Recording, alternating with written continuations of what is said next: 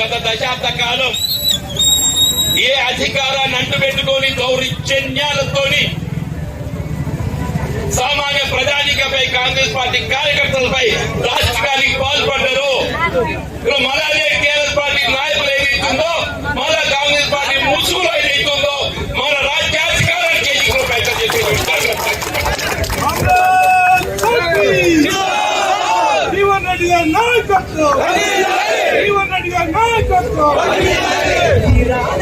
రాష్ట్రంలో కాంగ్రెస్ పార్టీ అధికారం ఇది కేవలం కాంగ్రెస్ పార్టీ కార్యకర్తల శ్రమ ఫలితం. కాంగ్రెస్ పార్టీ కార్యకర్తల శ్రమ 10 సంవత్సరాల శ్రమకు ప్రతిరూపం ఏదైతుందో ఇక్కడ రాష్ట్రంలో కాంగ్రెస్ ప్రభుత్వం ఏర్పడైంది. ముఖ్యమంత్రి రేవంత్ రెడ్డి గారు ప్రభుత్వంతో కలిసి పనిచేయాలన్నారు. మేము కలిసి పనిచేస్తాం, ఎందుకంటే ప్రభుత్వం పటిష్టంగా ఉండాలి అని చెప్పి ఆలోచనతో వారు నియోజకవర్గ అభివృద్ధి కావాలని చెప్పి మేము ఆలోచించాం. నేను ఈరోజు జీవన్ రెడ్డి గారిని సూటి ఒకటే ప్రశ్నిస్తా ఉన్నాను.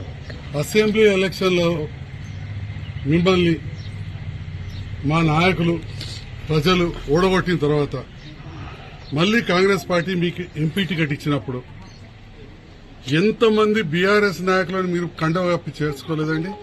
అంటే మీరు కండవ కప్పి పార్టీలో చేర్చుకున్నప్పుడు మీకు ఇవన్నీ జ్ఞాపకం రాలేదా? పాత కాంగ్రెస్ నాయకులు మా నారాయణ రెడ్డి అనేనో ఇట్లాంటి వాళ్ళందరూ పాత వాళ్ళు ఉన్నారు, మరి వాళ్ళకి ఇబ్బంది అవుతుందని చెప్పి ఆలోచన రాలేదా? 2 ఎంపీపీలను చేసుకున్నారు, మున్సిపల్ చైర్మన్ చేసుకున్నారు, దాదాపు 20 మంది పైన సర్పంచ్ మీకు వ్యతిరేకంగా పనిచేసి నాకు పనిచేసిన వాళ్ళని మీరు మీ ఎంపీ ఎలక్షన్ అప్పుడు చేసుకున్నారు, పిఎస్సిఎస్ చైర్మన్లను చేర్చుకున్నారు, డైరెక్టర్లను చేర్చుకున్నారు, ఎంతో మంది వివిధ కుల సంఘాల పెద్దలు చేసుకున్నారు. మరి అప్పుడు 2023 ఎలక్షన్లో నాకు పెద్ద ఎత్తున మద్దతు ఇచ్చిన నాయకులను మీరు ప్రభుత్వం వచ్చిందని చెప్పి మీకు అన్ని రకాల చూసుకుంటామని చెప్పి మీ ఎంపీ ఎలక్షన్లు అప్పుడు మీరు పార్టీలో జాయిన్ చేసుకోలేదా? అంటే మీరు చేసుకుంటే మీరు పార్టీలో జాయిన్ చేసుకుంటే ఒకటి, లేదా కొందరికి మరి ఇంకా మేము సభ్యత్వం తీసుకోలేదు కానీ ప్రభుత్వంతో మమ్మల్ని కలిసి పనిచేస్తే తప్పు అయిపోతుందా? ఇది నేను జీవన్ రెడ్డి గారు సూటిగా ప్రశ్నిస్తున్నా. ఎందుకంత అసహనం వ్యక్తం చేస్తున్నారు పెద్దలు?